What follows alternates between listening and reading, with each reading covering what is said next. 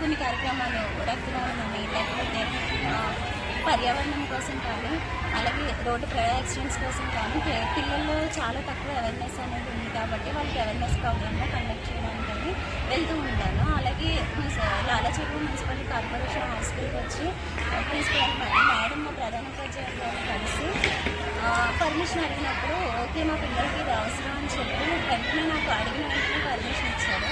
అలాగే సుబ్బారావుని కూడా ప్రిన్సిపల్ మేడం ద్వారా నాకు వెంటనే పర్మిషన్ ఇప్పించారు. వాళ్ళందరికీ చాలా థ్యాంక్స్. అలాగే స్టాఫ్ కూడా చాలా సపోర్ట్ చేశారు. స్టూడెంట్స్ కానీ అందరూ కూడా ఎంతో ఓపికగా నేను చెప్పింది అర్థం చేసుకున్నారు. అందరికీ కూడా చాలా థ్యాంక్స్. ధన్యవాదాలు. మన బాధ్యత ఫౌండేషన్ తరఫున గారా శ్రీవిద్య గారు మన పాఠశాల Lalacheruvu municipal corporation high school నందు గత 3 రోజులుగా విద్యార్థులందరికీ కూడా పర్యావరణం మీద అలాగే రోడ్డు ప్రమాదాల గురించి కూడా అవగాహన కార్యక్రమాలు జరపడం జరిగింది. మరి మొన్న 6th, 7th క్లాస్ విద్యార్థులందరికీ కూడా పర్యావరణ యొక్క ఆవశ్యకతను పరిరక్షించడంలో మన బాధ్యతను తెలియచేయడం జరిగింది.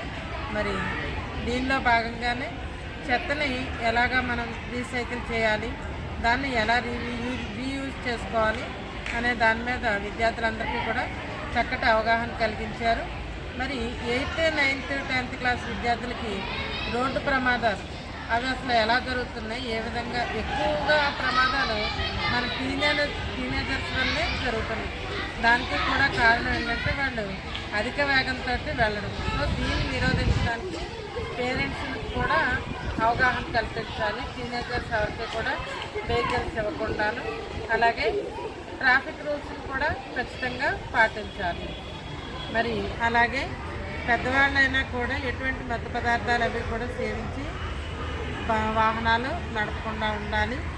దీనివల్ల మనం చాలా వరకు రోడ్డు ప్రమాదాలని తగ్గించడం జరుగుతుంది. అలాగే ప్లాస్టిక్ వ్యర్థాలను యూజ్ చేయడం వల్ల కూడా అనారోగ్య బారిన పడడం, అలాగే క్యాన్సర్, గుండె జబ్బులు, ఊపిరితిత్తుల వ్యాధులకి కూడా గురవడం జరుగుతుంది. అలాగే ఓజోన్ పొరకు కూడా నష్టం వాటిల్లుతుంది.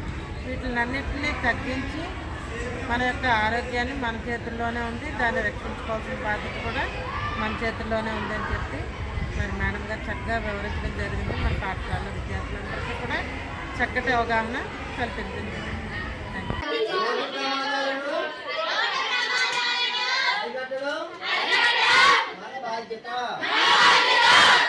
ప్రమాదాలను అరికట్టడం మన బాధ్యత.